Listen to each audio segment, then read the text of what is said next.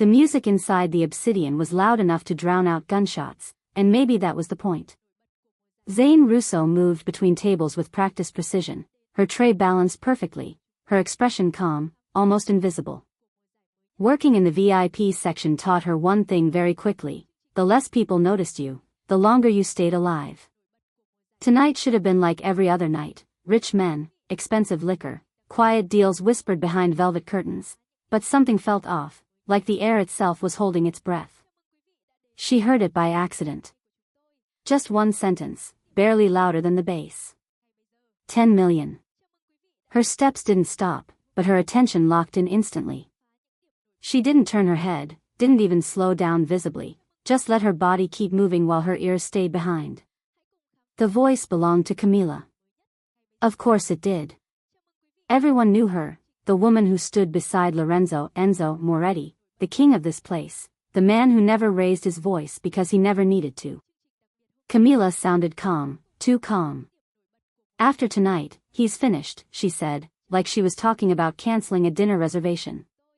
A second voice answered, thick with a Russian accent, cold and precise. You'll get your money. After confirmation. Zane's fingers tightened slightly around the tray, but her face stayed neutral.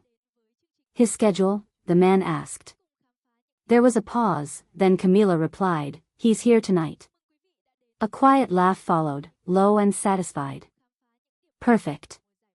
That was the moment everything inside Zane shifted. This wasn't gossip. This wasn't drama. This was a setup. A hit. And the target was sitting less than 30 feet away, drinking like he had all the time in the world. She kept walking until she reached the service hallway, the noise fading just enough for her thoughts to catch up with her. Her heart started racing now, fast and uneven. What do I do? She muttered under her breath, pressing her palm against the wall to steady herself.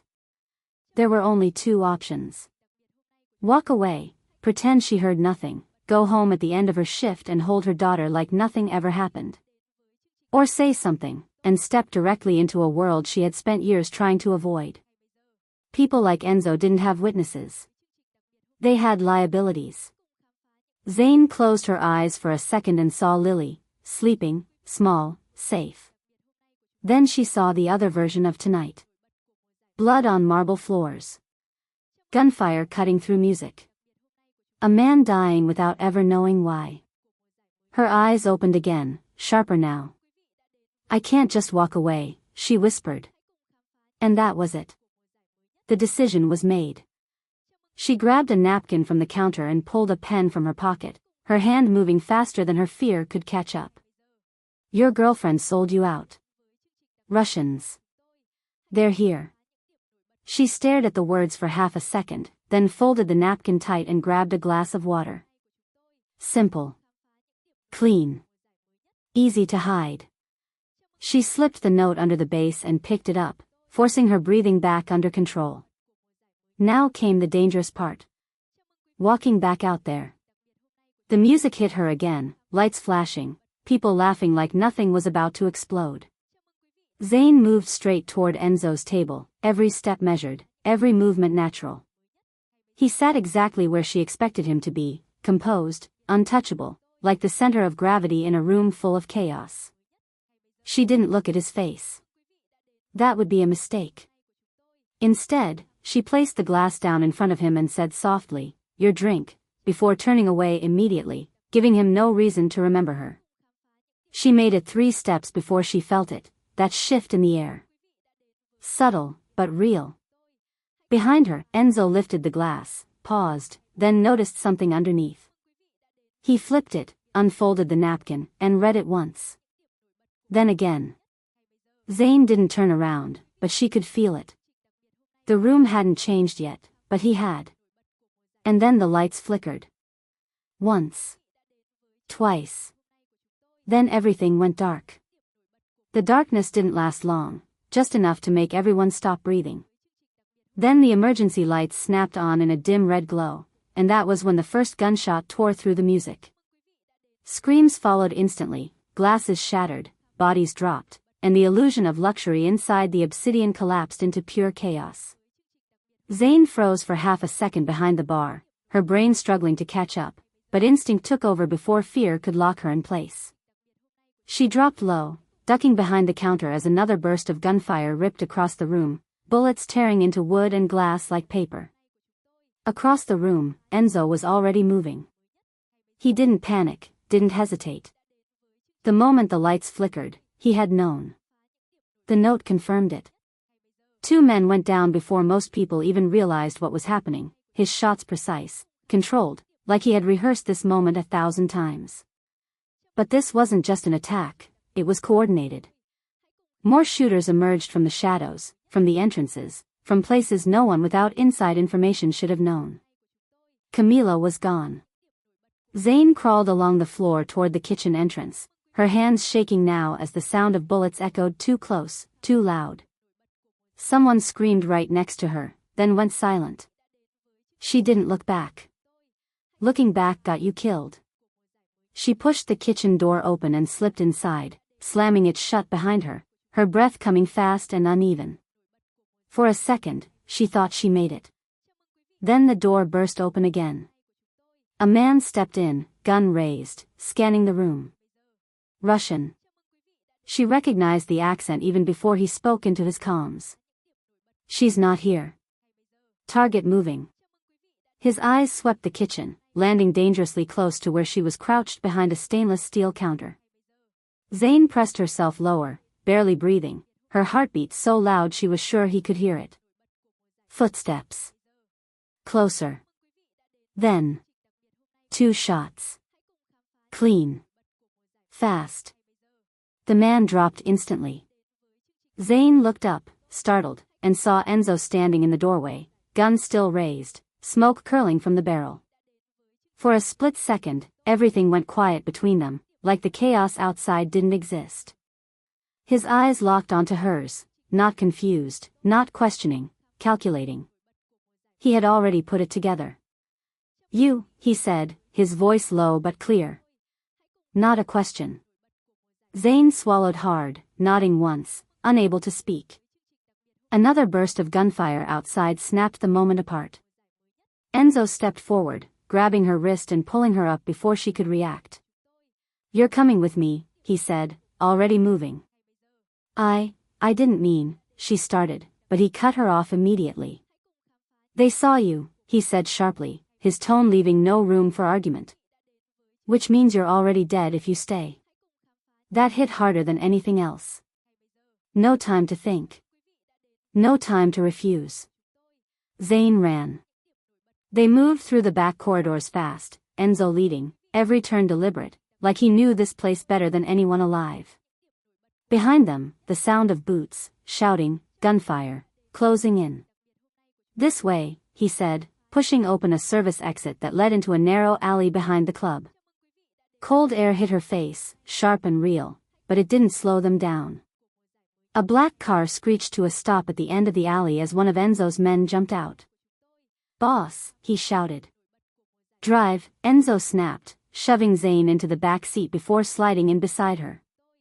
The car took off instantly, tires screaming against wet pavement as another vehicle turned the corner behind them. Headlights. Following. Zane twisted slightly to look back, her stomach dropping. They're still coming, she said, her voice barely steady. Enzo didn't turn. I know, he replied calmly, already reloading his gun. The car swerved hard, cutting through traffic, horns blaring, engines roaring as the chase exploded into the streets of New York. A shot rang out from behind them, the rear window cracking. Zane flinched, ducking instinctively as Enzo leaned forward slightly. Stay down, he said, his voice still controlled, still steady, like this was just another night. Another shot. Closer this time. The driver cursed, taking a sharp turn that nearly threw Zane sideways. Her hand shot out instinctively, and grabbed onto Enzo. For a brief second, he glanced at her, something unreadable in his expression, before looking forward again. You should have stayed out of it, he said. Zane shook her head, breath uneven but eyes firm now. So should she replied. A pause. Just a second. But it changed something. Zane didn't realize how hard she had been holding her breath until the headlights behind them finally disappeared and the engine settled into a steady rhythm instead of a desperate escape. No one spoke.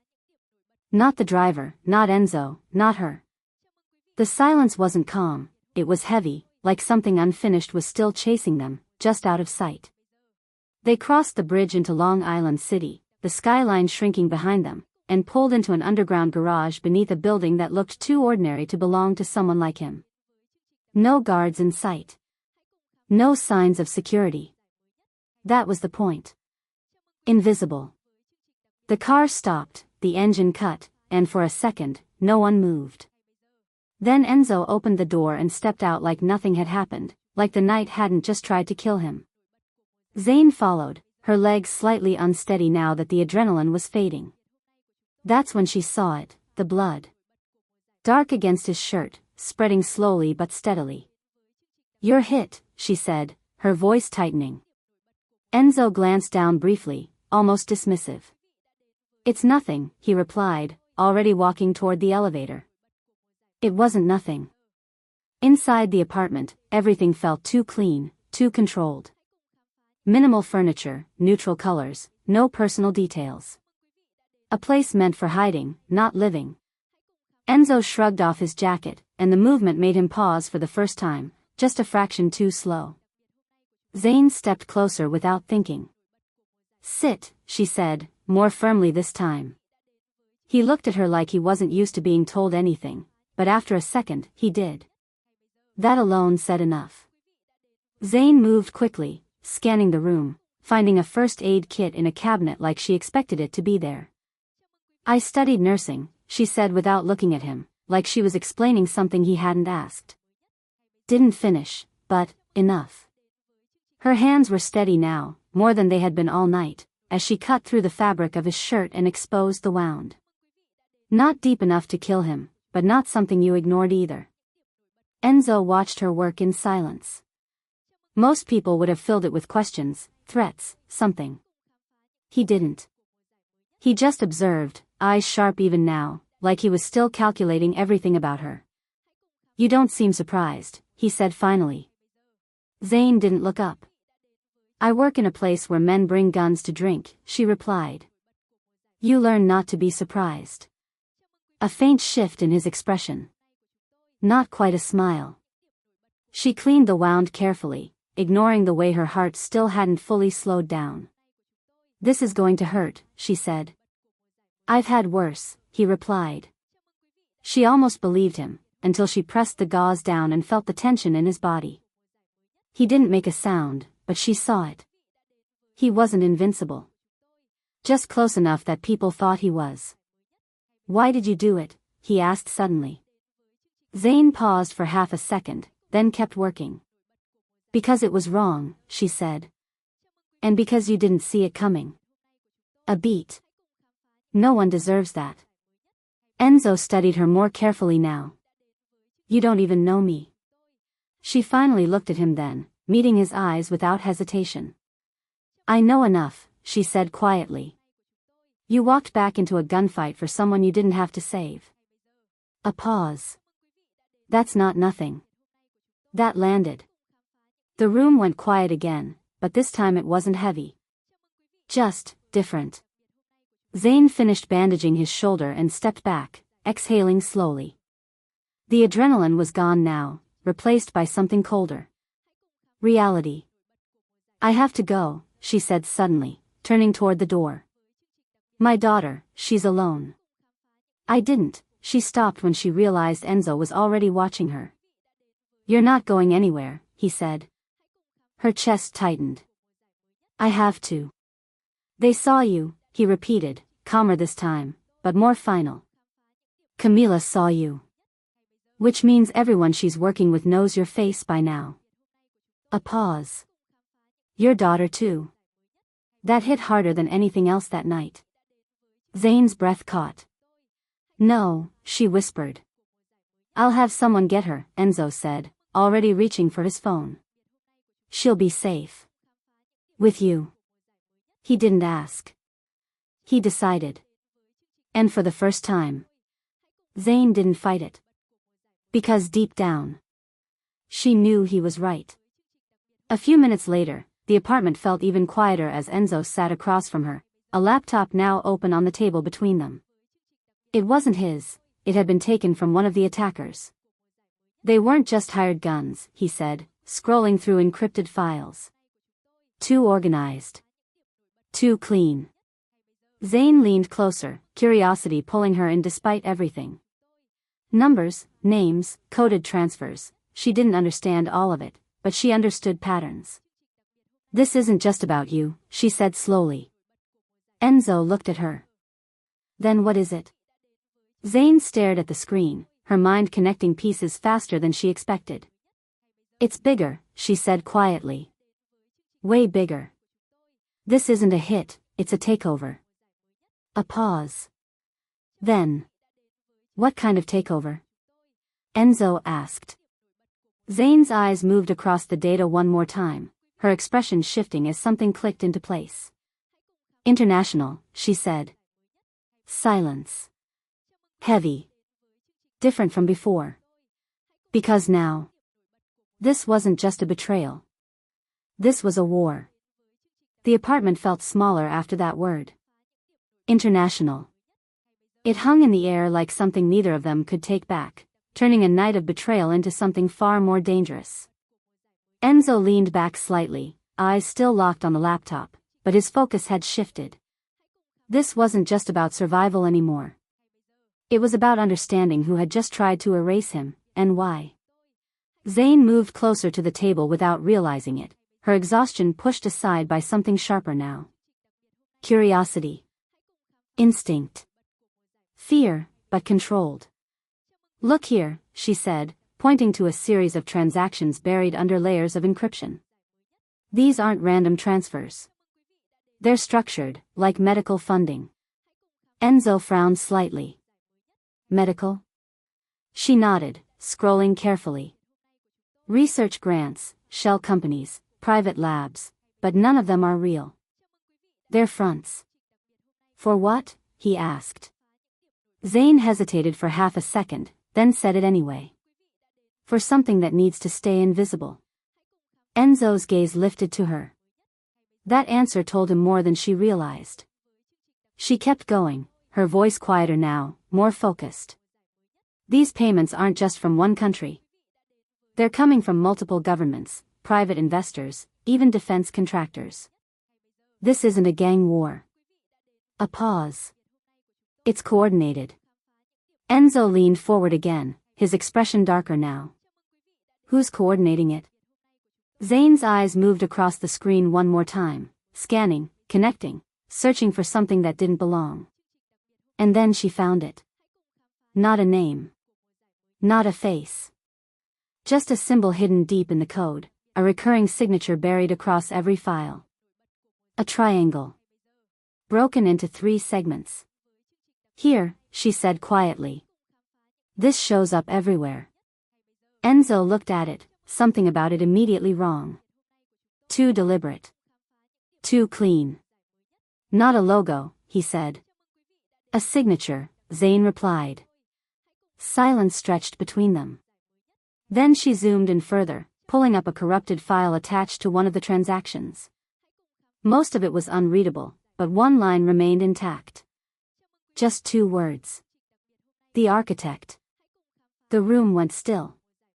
Enzo didn't speak for a moment, but something in his posture shifted, subtle but unmistakable. He knew the name. Or at least, he knew enough to understand what it meant. That's not possible, he said quietly. Zane looked at him. You've heard of it. Not it, he corrected. Him. A pause. No one's ever seen him, Enzo continued. No confirmed identity. No location. Just influence. Systems that collapse. Governments that change overnight. People disappear, and no one can explain why. He leaned back slightly, eyes colder now. He's not supposed to be real. Zane felt a chill run through her, but she didn't look away. He is, she said. And he just tried to kill you. That changed everything. Enzo closed the laptop. The call ended, and she lowered the phone slowly. She's safe, Enzo said. Zane nodded, but something had changed in her expression. Fear hadn't disappeared, it had sharpened. They're not just coming for you, she said quietly. They're coming for anyone connected to you. Enzo didn't deny it. Which means, she continued, meeting his eyes fully now, they're coming for me. A long pause. Then Enzo stood. Good, he said. Zane frowned slightly. Good. Yes, he replied, already reaching for his gun again, checking it with practiced ease. Because now we stop running. Silence. What are you planning? She asked. Enzo looked at her, not like a waitress, not like a witness, but like someone already standing beside him. We find them, he said. A beat. And we end it before they finish what they started. Zane's heart pounded again, but this time, it wasn't just fear. It was something else. Something dangerous. Because instead of stepping back, she stepped closer. Then we do it right, she said. Another pause. And for the first time, Enzo didn't question her being there. The plan didn't take long to form, but that didn't make it safe. Nothing about this was safe anymore. The moment Zane chose to write that note, her life split into before and after, and there was no going back to the version where she was just a waitress trying to survive another night. Now she was sitting across from a man people feared more than the police, helping him prepare for a war neither of them fully understood. Enzo moved through the apartment with quiet efficiency, checking weapons, making calls, shifting from survival to strategy like it was second nature. Zane watched him for a moment, noticing how calm he looked now compared to the chaos they had just escaped. This was his world. Violence didn't shake him, it clarified him. They'll regroup, he said without looking at her. Whoever's behind this won't walk away after one failed attempt. Zane nodded slightly, her mind already running through possibilities. Camila won't either, she added. She knows I saw her. That means I'm not just a witness. I'm a liability. Enzo finally looked at her. You're more than that now, he said. That wasn't reassuring. Before she could respond, the laptop on the table flickered back to life. Not by itself, someone was trying to access it remotely. Both of them noticed instantly. Enzo moved closer, his expression tightening, while Zane leaned in, her fingers already moving across the keyboard. They're tracing it, she said quickly. Trying to wipe everything. Her heartbeat picked up, but her hand stayed steady. Give me a second. You have 10, Enzo replied. The screen glitched, lines of code shifting too fast to follow, but Zane wasn't trying to read everything. She was looking for patterns, entry points, something she could hold on to. Then she saw it again. The same symbol. The triangle. This time it pulsed faintly on the corner of the screen before a message appeared beneath it. You should have stayed invisible. Zane froze for a fraction of a second. Then she typed faster. I can lock them out, she said. But not for long. Do it. She hit the final command, and the connection cut instantly. The screen went dark again, but the message stayed burned into her mind. They knew. Not just about Enzo. About her. The room fell silent, heavier than before. That wasn't random, Zane said quietly. They were watching. Enzo's jaw tightened slightly. Of course they were. No, she shook her head. I mean before tonight. They knew I existed. That message, it wasn't for you. A pause. It was for me. That realization settled deep, cold and unavoidable. Zane wasn't just caught in the crossfire anymore. She had been seen.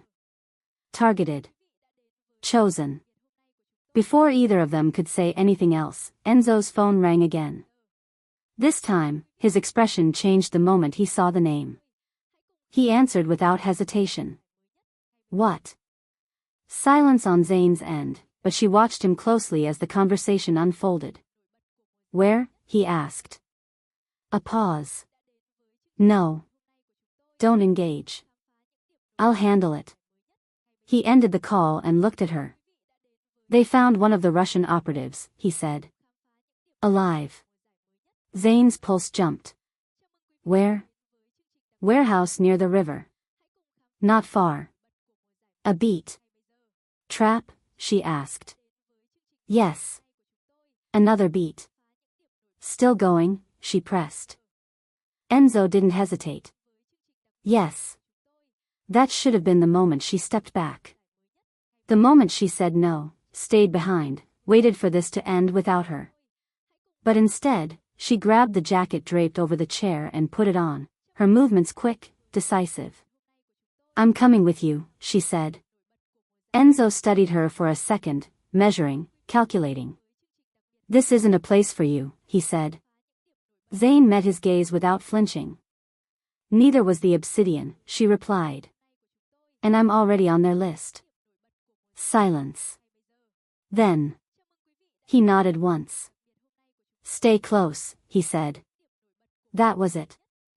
No more arguments. No more lines between his world and hers. They were already standing on the same side.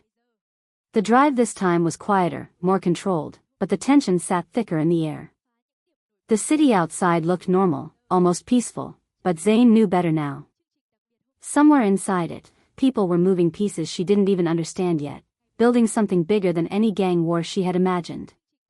And somehow, she was part of it. They pulled up near the warehouse, the area dimly lit, too quiet for a place that should have had some kind of activity. Enzo stepped out first, scanning the surroundings, his movements slower now, more deliberate. Zane followed, her senses sharper than before, every sound, every shadow feeling like a warning. Stay behind me, he said. She didn't argue. They moved inside. The air was cold, empty, echoing with each step. A single light flickered overhead, casting long shadows across the floor. In the center of the room, a man sat tied to a chair, head hanging forward, blood already dried along his temple. Too easy. Zane felt it immediately. Something's wrong, she whispered. Enzo already knew. The man lifted his head slowly, a weak smile forming on his face. Too late, he muttered in broken English. Then. A click. From above. Zane's eyes snapped upward just as red dots appeared across the walls. Lasers. Multiple.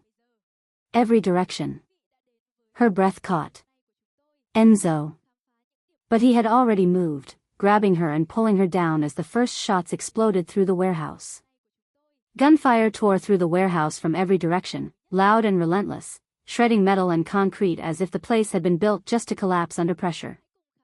Enzo pulled Zane down behind a stack of crates a split second before bullets ripped through the space where they had been standing. Splinters exploded into the air, dust choking the silence that never had a chance to exist. Stay down, he said sharply, already returning fire with controlled precision, each shot deliberate, each movement calculated. Zane pressed herself against the cold floor, heart hammering so hard it felt like it might give her away, but something inside her had already shifted. This wasn't the obsidian anymore.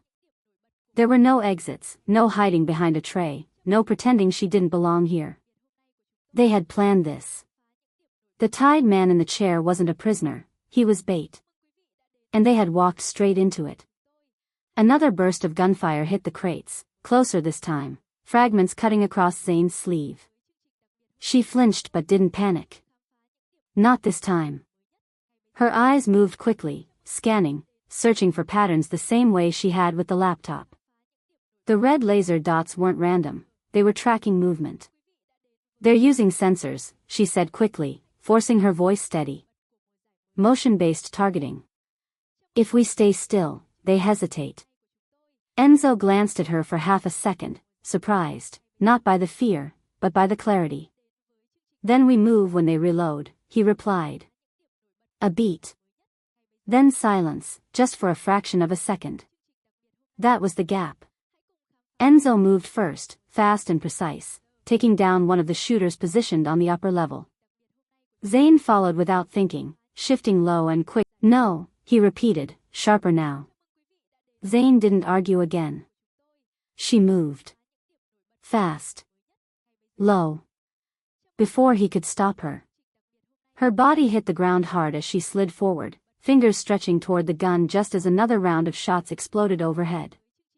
For a second, everything slowed, her breath, her heartbeat, the sound around her, until her hand closed around the weapon. She rolled back behind cover just as bullets struck the floor where she had been. Silence. Just for a second. Then she looked at the gun in her hands. Heavy. Real. Not something she was supposed to be holding. Not something her life had prepared her for. Zane, Enzo started. But she was already looking up. Already aiming. Because across the warehouse, one of the shooters had repositioned, lining up a clear shot. At Enzo. There was no time to think. No time to hesitate. Just instinct. Zane pulled the trigger. The recoil shocked her arm, louder than she expected, stronger than she imagined, but the shot landed. The man dropped instantly, the weapon slipping from his hands before he even hit the ground. Silence followed. Not from the room. From her. Because for the first time, she had crossed that line. There was no going back now. Enzo looked at her, something different in his expression this time. Not doubt. Not caution. Recognition. Then. Stay with me, he said. Not as an order. As trust. Zane nodded once, her grip tightening on the gun, fear still there but no longer in control. The fight wasn't over. But neither were they. The shooters began to fall back, their coordination breaking now that the element of surprise was gone. Enzo moved forward, clearing the remaining threats with ruthless efficiency until the warehouse finally fell into a tense, ringing silence. Smoke lingered in the air, the aftermath heavy and suffocating. In the center of the room, the man tied to the chair was still alive. Barely. Enzo approached him slowly, gun still raised. Who sent you? He asked. The man coughed, a weak laugh slipping through blood. You think this is about you? He muttered. A pause. Then he lifted his head slightly, just enough to look at Zane. She's the variable, he said. Zane froze. What does that mean? Enzo demanded. But the man only smiled faintly. They're already watching, already adjusting. His voice dropped. Everything changes now. Then his head fell forward. Gone. Silence returned, heavier than before. Enzo stood still for a moment, then looked at Zane again, really looked this time, not as someone caught in the middle, not as a mistake. But as something else. Something unexpected. Something dangerous. Zane felt it too. Because deep down, she knew he was right. She wasn't supposed to be here. But now that she was, everything was changing. The warehouse fell silent, but it wasn't peace, it was the kind of quiet that comes after something irreversible. Smoke lingered in the air, mixing with the metallic scent of blood, and for a moment neither of them moved. Zane was still holding the gun, her grip tight, her breathing slower now but not steady. The weight of what she had just done hadn't hit her fully yet, but it was coming. She could feel it somewhere beneath the surface, waiting. Enzo stepped closer to the dead man in the chair, checking for anything useful, any detail that could still be pulled from a situation that had clearly been designed to give them nothing. No phone. No documents. No identity. Clean. Too clean. He straightened slowly, his expression colder than before. They wanted us here, he said. Zane lowered the gun slightly but didn't let go. Yeah, she replied quietly. And not just to kill you. Enzo looked at her. She hesitated for a second, then continued. He said I'm the variable. That means I wasn't just collateral. I was part of the plan. Saying it out loud made it more real, more dangerous. They expected me to be here. A pause.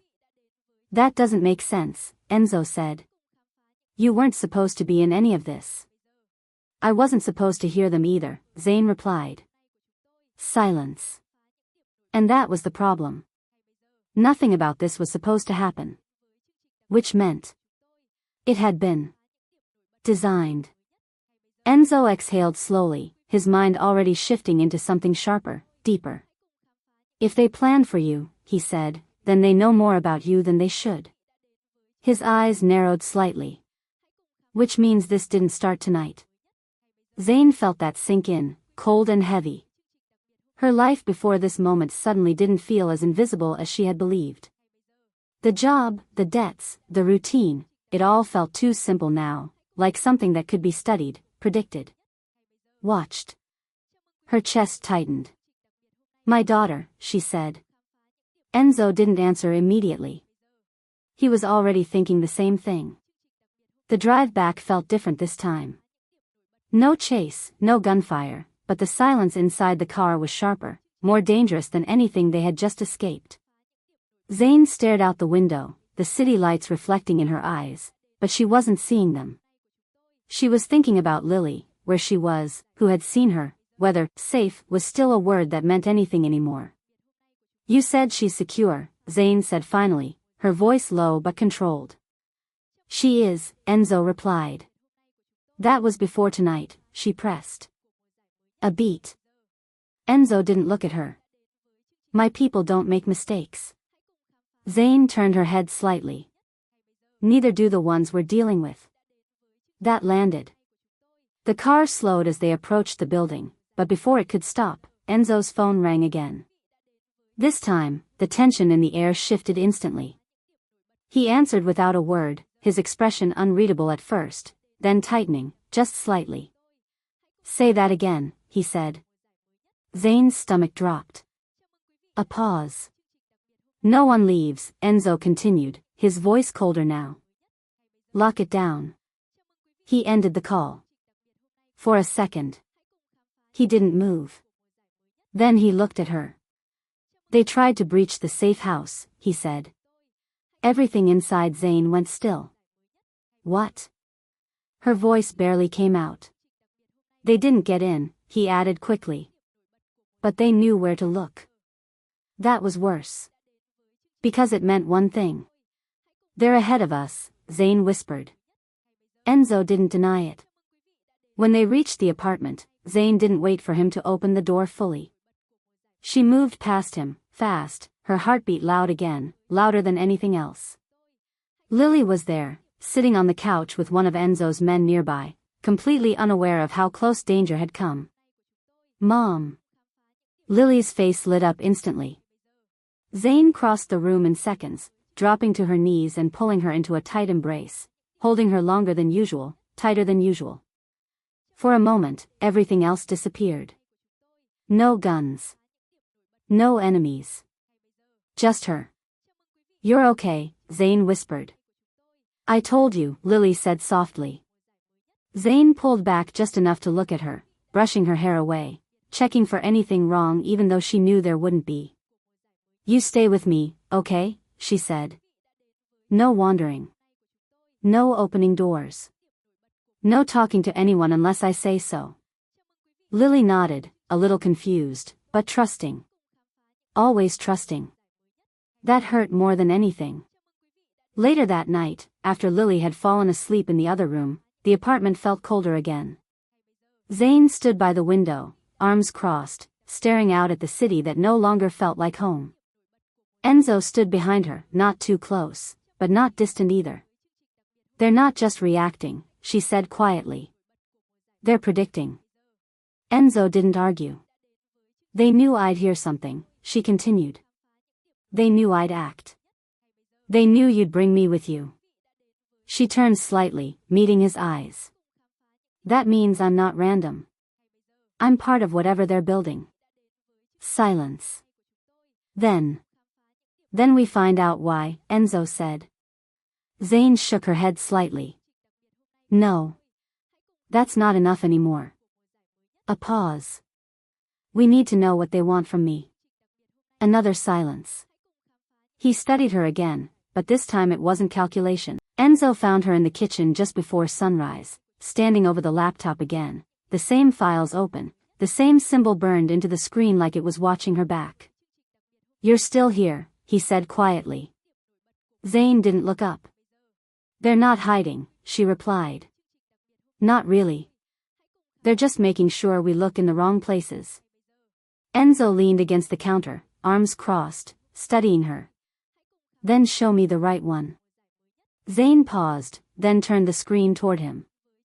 "Every move they've made is controlled, precise, and reactive. But not to you. A beat. To me." She tapped the screen lightly.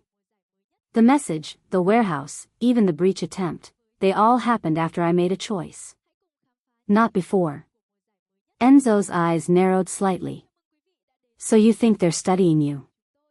"I think they're testing me," Zane corrected. Silence. That landed heavier. "Testing for what?" he asked. Zane exhaled slowly. "Capability. Limits. Behavior under pressure." She met his eyes. "They're not trying to kill me." A pause. "They're trying to understand me." The room went quiet again. Because that was worse. Enzo pushed off the counter and walked a few steps, thinking, recalculating. "Then we stop reacting," he said. "We give them something they didn't plan for." Zane nodded slightly. "Exactly. Another beat. We make the first move." "How?" he asked. Zane's gaze dropped back to the screen. "We use the only thing they didn't fully control." Enzo followed her line of sight. "The warehouse," he said. Zane nodded. "It wasn't just a trap. It was a relay point. Data passed through there before being wiped. I blocked them for a few seconds, that's enough to leave a trace." She started typing again, pulling fragments from corrupted logs, rebuilding something that wasn't meant to be seen. "If we follow it, we don't find them." A pause. "They find us." Enzo almost smiled. "That's the idea." An hour later, they were moving again. This time, not running, not reacting, hunting. The lead took them back toward the industrial edge of the city, where abandoned structures blurred into active ones, and nothing was ever fully what it seemed. Zane sat in the passenger seat, watching the tablet in her hands as coordinates updated in real time. "They're watching this," she said. "Good," Enzo replied. That confidence would have scared her before. Now. It steadied her. They stopped near an old data facility that looked inactive on the outside, no lights, no guards, nothing obvious. But Zane could feel it before she proved it. "It's here," she said. "Or at least, something is." Enzo stepped out first, scanning the area, then nodded for her to follow. "Stay close." She did. But not because she needed protection. Because they were walking into something designed for her. Inside, the building was colder than expected, humming faintly with hidden power. Rows of servers stretched into the dark, most of them inactive, some blinking softly like they were waiting. Zane moved toward them instinctively, her steps slower now, more deliberate. "This isn't abandoned," she whispered. "No," Enzo agreed. "It's staged." Zane reached one of the terminals and hesitated for just a second before touching the screen. It lit up instantly. Too fast. Like it had been waiting. A single line appeared. "Welcome back." Zane's breath caught. "Back?" Enzo said, stepping closer. She didn't answer. Because something in her chest had just shifted. Not fear. Recognition. More lines appeared beneath it, faster now, like a system waking up. Subject response confirmed. Adaptation within expected range. Proceeding to next phase. Enzo's hand tightened slightly on his weapon. "Zane, step away." But she didn't move. Because now. She understood something she hadn't before. "They're not watching me," she said slowly. A pause. They're guiding me. Silence. The lights in the room flickered once. Then stabilized. And behind them, a door unlocked with a sharp metallic click. Enzo turned instantly, gun raised. Zane didn't. Because for the first time, she knew this wasn't a trap meant to kill her. It was an invitation. The door behind them didn't just unlock, it opened slowly, like something on the other side already knew they would walk through it. Enzo moved first, gun raised, every instinct telling him this was wrong, but Zane stepped forward before he could stop her. Not reckless. Not rushed. Just certain. That was what unsettled him the most. The room beyond was nothing like the rest of the building. Clean. Controlled. Alive. Screens lit up the moment she entered, lines of data cascading across them in patterns too complex to follow at a glance. It didn't feel abandoned. It felt active. Watching. Waiting. You shouldn't be touching anything, Enzo said, his voice low, tense. Zane didn't answer. Her eyes moved across the screens, absorbing, recognizing without fully understanding why. Her pulse wasn't racing anymore. It was steady. Too steady. I've seen this structure before, she said quietly. Enzo frowned. That's not possible. I know, she replied. But she didn't sound unsure. A central console flickered to life, pulling her attention forward like gravity. She stepped closer, her fingers hovering over the surface before finally making contact.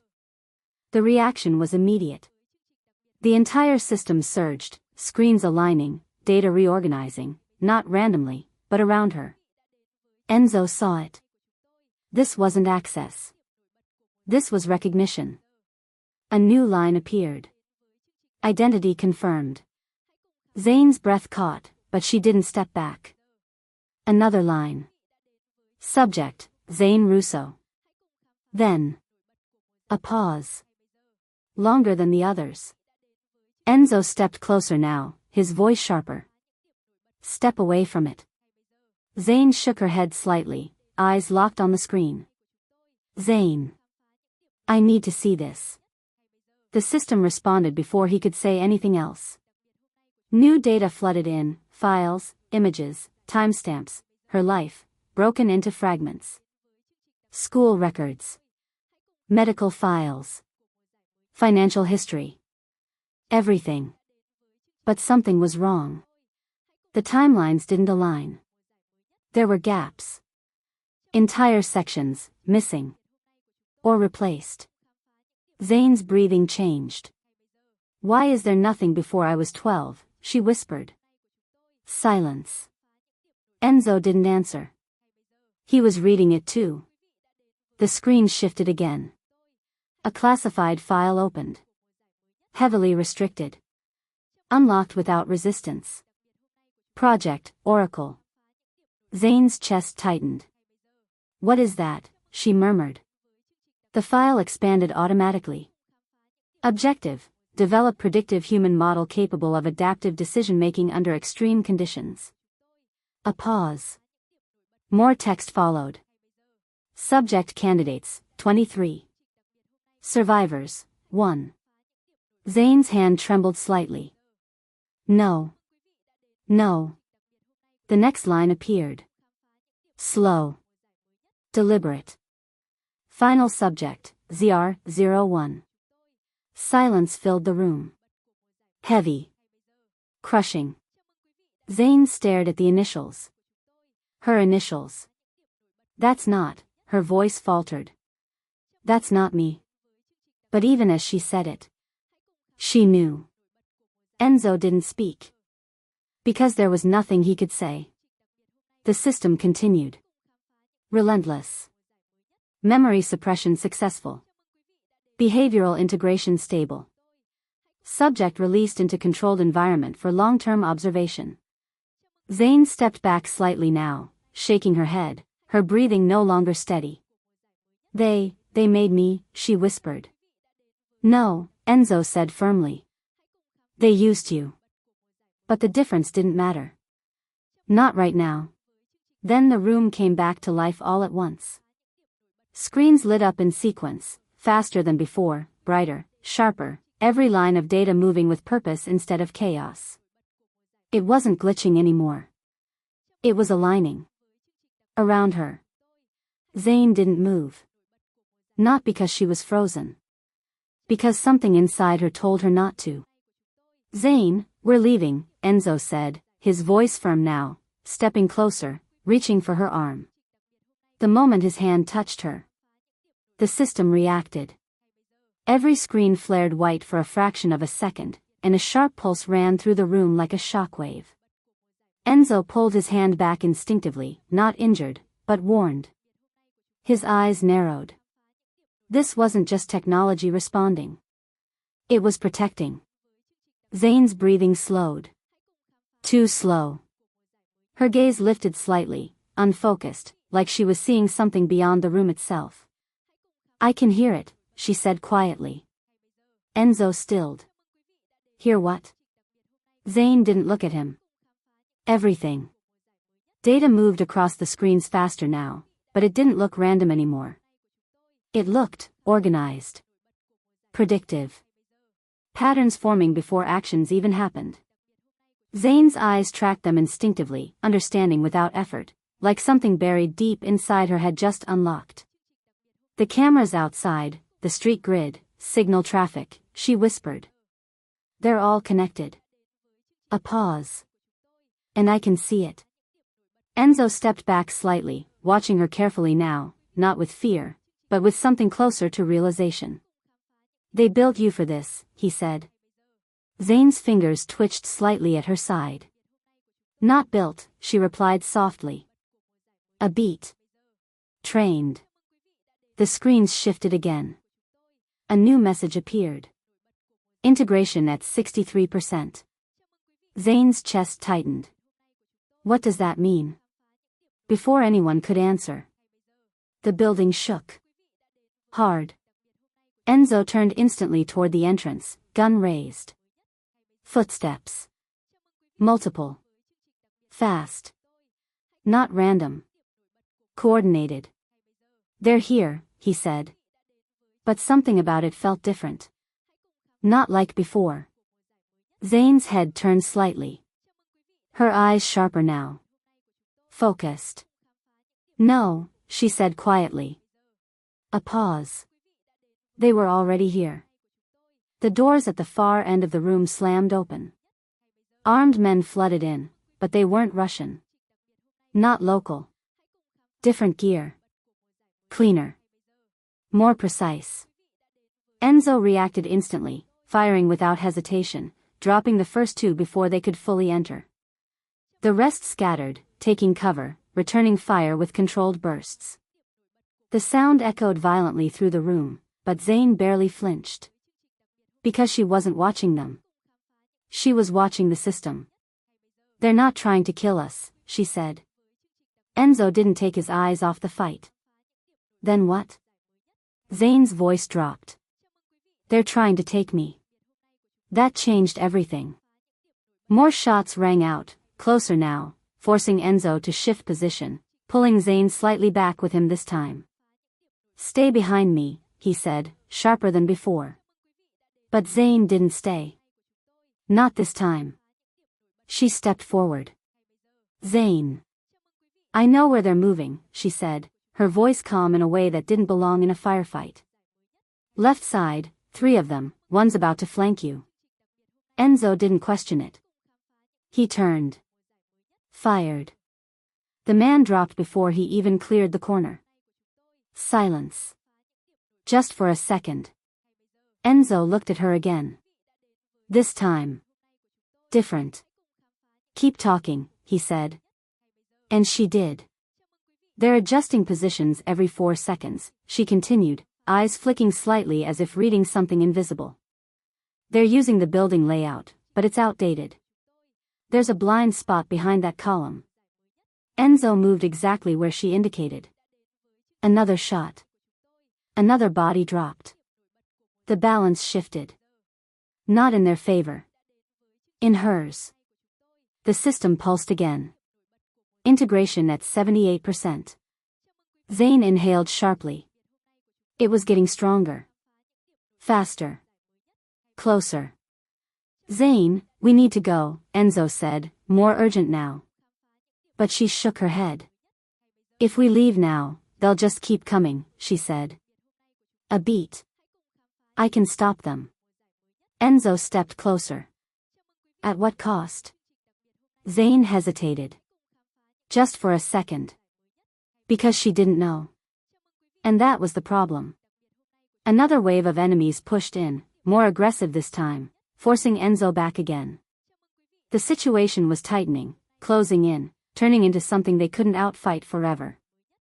Zane looked at the central console again. Then back at the room. Then at Enzo. I need 10 seconds, she said. No, he replied instantly. 10 seconds, she repeated. Gunfire echoed again. Closer. This time. He didn't argue. Make it 5. Zane nodded once. Then turned. Her hands hit the console. And the system fully responded. Lights surged. Signals spiked. Every screen in the room flared to life at once. Integration at 91%. The building itself seemed to react, doors locking, pathways shifting, lights cutting in specific patterns that disoriented the attackers instantly. Their movements broke, coordination collapsing as the system turned against them. They can't see each other, Zane said, her voice focused, distant. I'm scrambling their comms. Enzo didn't waste the opening. He moved. Fast. Precise. One by one. They fell. Until silence returned. Real silence this time. Smoke drifted through the room. Bodies still. No more movement. Enzo lowered his gun slowly. Then looked at her. Zane was still standing at the console. Not moving. Not speaking. The screens flickered one last time. Integration complete. Her breath caught. Slowly. She turned. And when she looked at him, something had changed. Not gone. But deeper. Stronger. Dangerous. Zane, he said. A pause.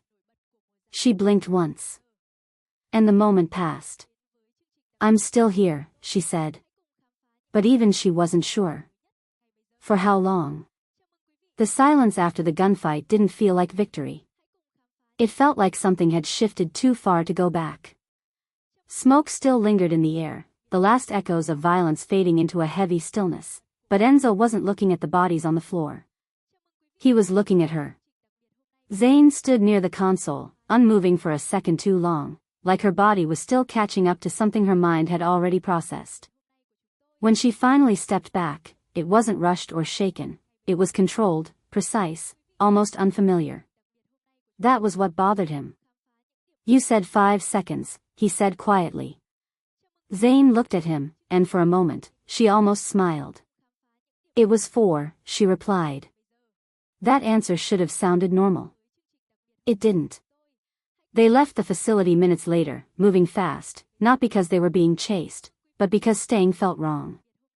The system behind them powered down gradually, lights dimming one by one like something going to sleep, but Enzo didn't trust it. Not anymore. Not after what he had just seen. The drive back was silent. Zane sat by the window again, but this time she wasn't watching the city. Her gaze was distant, unfocused, like she was still connected to something beyond the car, beyond the moment. Her fingers moved slightly against her leg, almost unconsciously, like she was tracking something only she could see. You're still in there, Enzo said. Zane didn't turn. It's still in me, she replied. That wasn't better. When they reached the apartment, everything looked the same, but it didn't feel the same. The moment Zane stepped inside, her eyes shifted subtly, scanning without effort. Entry points. Blind spots. Signals. It was automatic now. Lily ran toward her again, smiling the same way. Enzo didn't stop her this time. He watched. Another line appeared. Now we begin. Zane's jaw tightened slightly. You've been guiding everything, she said quietly. A pause. Then. Not guiding. The next line appeared. Evolving. Silence filled the room. Enzo stepped forward now, his voice colder than before. Show yourself. Nothing. Then. You already see me. Zane's breath caught. Because she did. Not a face. Not a person. A system. Everywhere. You built this around her, Enzo said, his voice tightening. Why? A pause. Longer this time. Then. Because she is the only one who adapts. Zane didn't move. She's not yours, Enzo said sharply. The response came instantly. She never was yours. That hit. Hard. Zane closed her eyes for a second. Because part of her understood what it meant. You want control, she said. Another pause. We want stability. Her eyes opened again. At what cost, she asked. Silence. Then. At any cost. The room felt colder. Because now. There was no doubt. This wasn't about power. It was about replacing chaos with something absolute. And she was the key. Enzo stepped closer to her, his presence solid, real, human, everything the system wasn't. You don't have to be part of this, he said. Zane didn't look at him. Because that was the problem. I already am, she replied softly. The screen flickered again. Phase 3 ready. Zane's chest tightened. What happens in Phase 3, she whispered. No answer. Just one final line. You decide. Silence. Heavy. Unavoidable. Because for the first time, this wasn't about what they wanted. Or what Enzo wanted. Or what the system wanted. It was about her choice. And what it would cost. The words stayed on the screen longer than they should have. You decide. Not a command. Not a threat. A transfer of control. And that was the most dangerous thing of all. Zane didn't move at first. Her eyes stayed fixed on the screen, but her mind was somewhere deeper, pulled between two forces that no longer felt separate.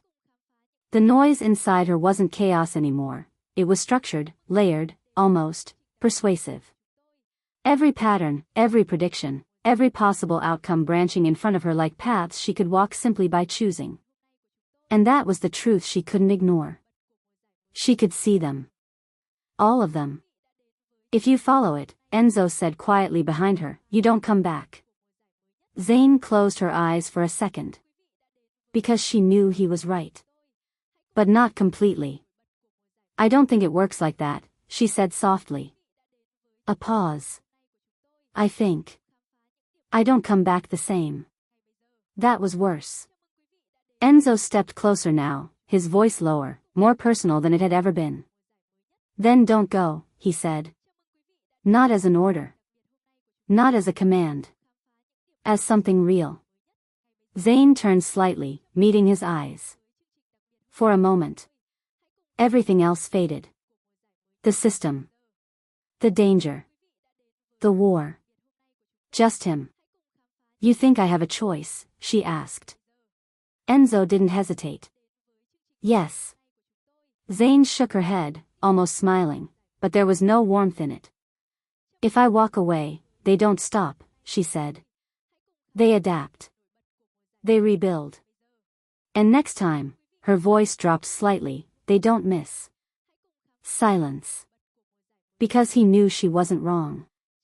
They're not asking me to join them, Zane continued. A beat. They're asking me to become the solution. The room felt smaller. Heavier. And what happens to you? Enzo asked. Zane didn't answer right away. Because for the first time, she didn't know. The screen flickered again, pulling her attention back. Phase 3 awaiting input. Her fingers moved slightly. Not touching. Just, ready. I can stop them, she said quietly. Enzo stepped closer, his voice sharper now. Or you become them. That hit. Because that was the line. The one she couldn't see clearly anymore. Zane inhaled slowly. Then exhaled. I've been running my whole life, she said. From debt, from fear, from things I didn't understand. A pause. Not this time. Enzo's jaw tightened. This isn't something you fight alone. Zane looked at him again. And this time, there was something softer there. I'm not, she said. A beat. But I have to do this part myself. Before he could stop her, she turned back to the screen and placed her hand on the console. The system responded instantly. Lights surged. Signals spiked. The entire apartment flickered as if it had just been connected to something far larger than itself. Input received. Zane's breath caught. Her vision shifted. Not physically, but deeper. She could see it now. Everything. Networks. Cities. Systems layered on systems, all connected, all vulnerable, all waiting to be shaped. And at the center, a space. Empty. Waiting for her. Zane, Enzo said, his voice tighter now. She didn't respond. Because she wasn't fully there anymore. I can fix it, she whispered. The words didn't sound like fear. They sounded like certainty. The screen lit up again. Integration beyond threshold. Conscious merge initiated. Enzo stepped forward instantly, grabbing her arm. Stop this. For a second. She did. Her eyes flickered. And she looked at him. Really looked at him. Not through the system. Not through patterns. Just him. Don't let me disappear, she said softly. That broke something.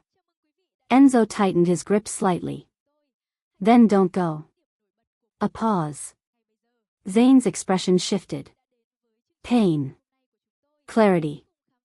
Acceptance. I have to. And then. She pulled away. Not violently. Not suddenly.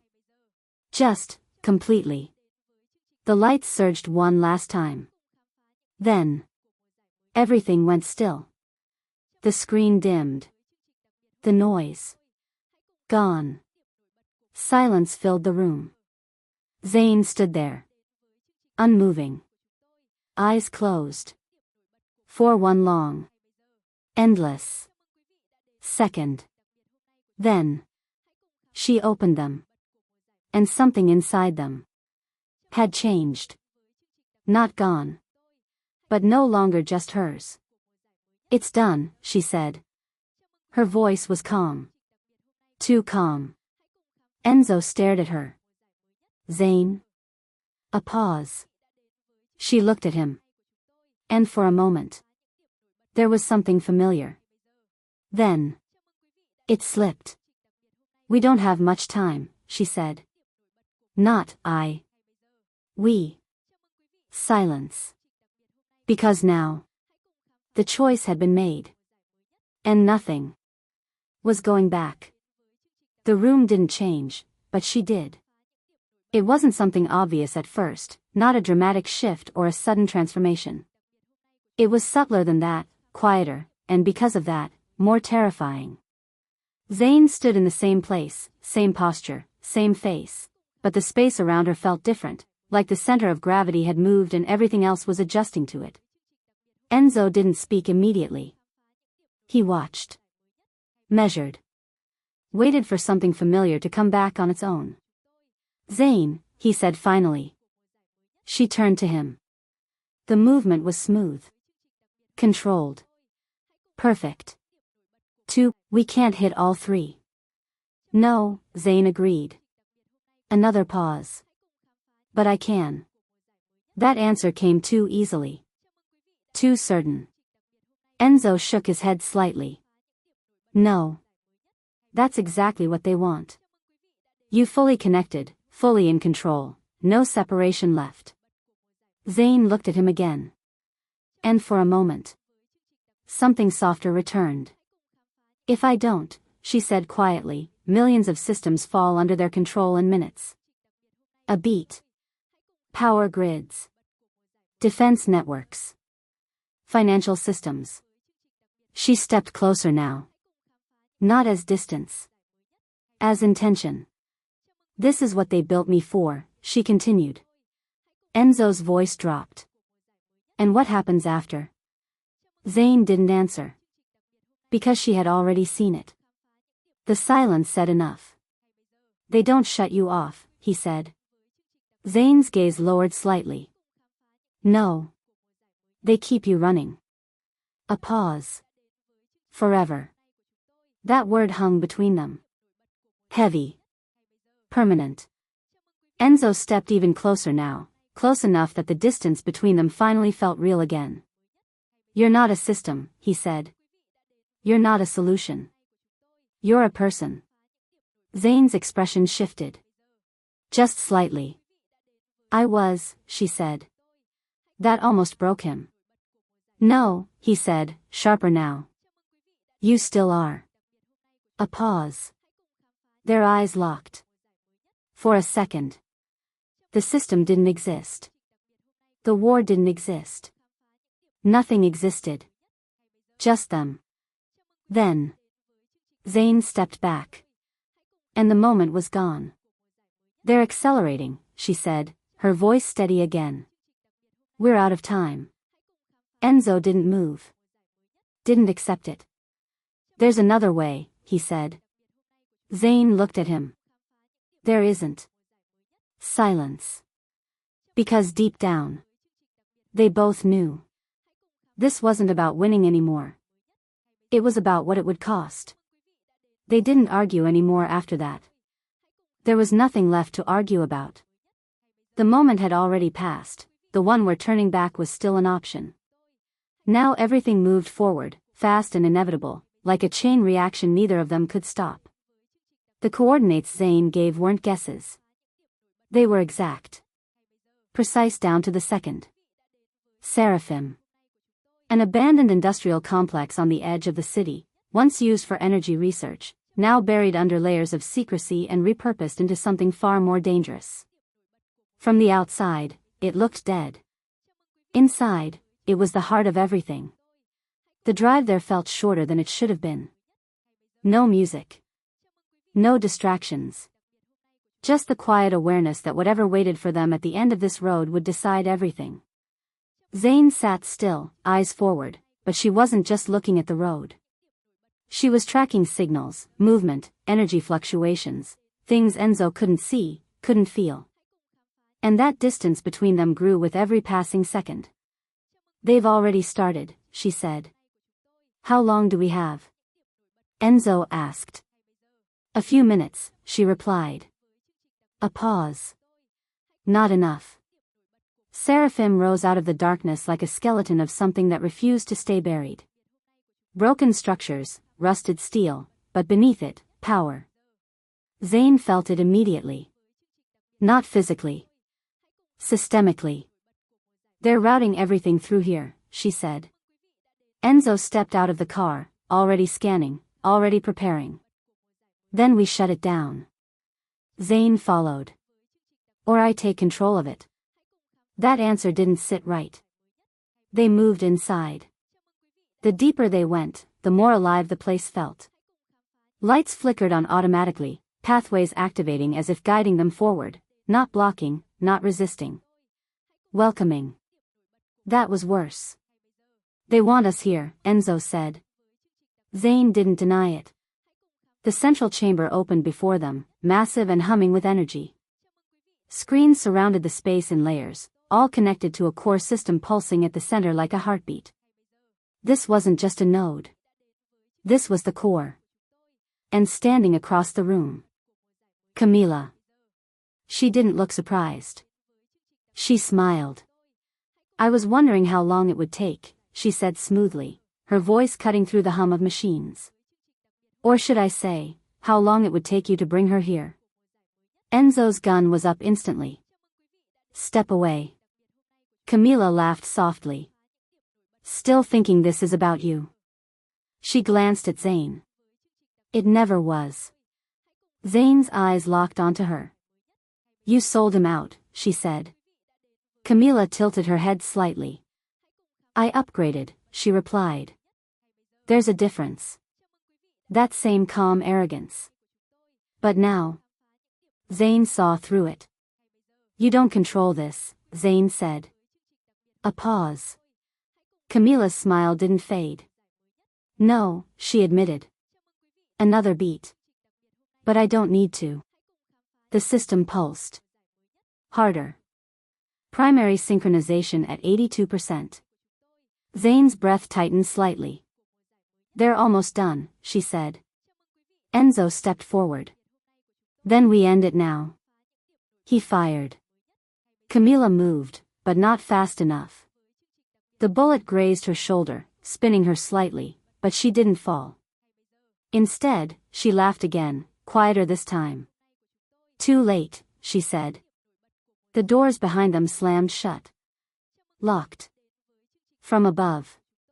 Armed units descended. More than before. Better equipped. They're stalling us, Enzo said. Zane shook her head. No. A pause. They're forcing me to choose. That was the trap. The system surged again. Synchronization at 90%. Zane stepped forward. Enzo grabbed her arm. No. She turned to him. And for the first time. There was conflict in her eyes again. Real. Painful. If I don't do this, they finish it, she said. And if you do, he pushed. Silence. Because they both knew. Zane looked at the core. Then back at him. I don't know if I come back. Gunfire erupted again as the units advanced, forcing Enzo to release her and return fire, pushing them both into motion. The chamber exploded into chaos, bullets tearing through metal, sparks flying as the system continued its relentless countdown. Synchronization at 94%. Zane stood in the middle of it. Still. Watching. Calculating. Feeling everything at once. Camila, bleeding but smiling, leaned against the console. Go ahead, she said softly. Become what they built you to be. Zane's jaw tightened. Enzo's voice cut through everything. Or stay who you are. That was the real choice. Not control. Not power. Identity. The system pulsed again. Synchronization at 97%. Zane stepped forward. Toward the core. Every step heavier than the last. Enzo moved with her, but stopped just short. Because he knew. He couldn't make this choice for her. Zane, he said. She didn't look back. Because if she did, she might stop. Her hand lifted. The core pulsed brighter. Synchronization at 99%. One more second. One more choice. And everything would change. The world seemed to hold its breath in that final second. Synchronization at 99%. The core pulsed like a living thing, light flooding the chamber in waves, every system on the edge of completion. One more moment, just one, and everything would lock into place. Control. Absolute. Irreversible. Zane stood at the center of it. Her hand hovering inches away. Not shaking. Not uncertain. Just, suspended between two futures. Behind her, gunfire still echoed, metals screamed under impact, Enzo fighting like he always had, direct, relentless, human. But even that sound felt distant now, like it belonged to a different world. Zane's eyes sharpened. I'm not your solution, she said quietly. Her fingers moved faster now. Not guided. Not predicted. Chosen. I'm your end. The core surged violently. Lights flickering out of sync. Systems clashing against themselves. Synchronization error. System conflict detected. Camilla's smile disappeared instantly. What are you doing? Too late. Zane slammed the final command. And everything collapsed. The core exploded in light, not outward, but inward, like something consuming itself. Screens shattered, signals cut, the hum of power turning into a violent silence that hit harder than any explosion. Then, darkness. Complete. For a second, nothing existed. Then, air rushed back. Sound returned. The world rebooted. Enzo pushed himself up from the ground, disoriented for a moment before his eyes snapped to where she had been. Zane. No response. His chest tightened. Zane. Then. A breath. Soft. He turned. She was there. On the ground. Unmoving. For half a second. Everything stopped. Then she coughed. Weak. But real. Enzo moved instantly, dropping beside her, lifting her slightly. Stay with me, he said, his voice tighter than it had ever been. Zane's eyes fluttered open slowly. Unfocused at first. Then. Finding him. Hey, she whispered. That voice. Was hers. Fully. Enzo exhaled sharply, something breaking loose in his chest he didn't realize he was holding. You're here. A faint smile. Told you, she murmured weakly. A pause. I wouldn't disappear. He almost laughed. Almost. Around them, the facility was dead. No power. No system. No architect. Just silence and the aftermath of something that had almost changed everything. It's over, Enzo said. Zane closed her eyes for a second. Then opened them again. No, she said softly. A beat. It's just, human again. And somehow. That felt bigger. 3 months later. The city moved the same way it always had. Loud. Messy.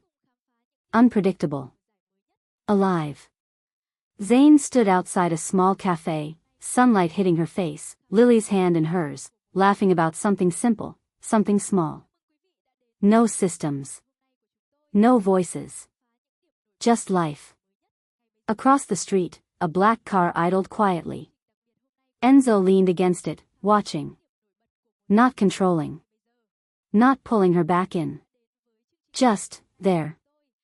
Zane looked up. Their eyes met. A pause. Then. She smiled. And this time. There was no system behind it. Just her.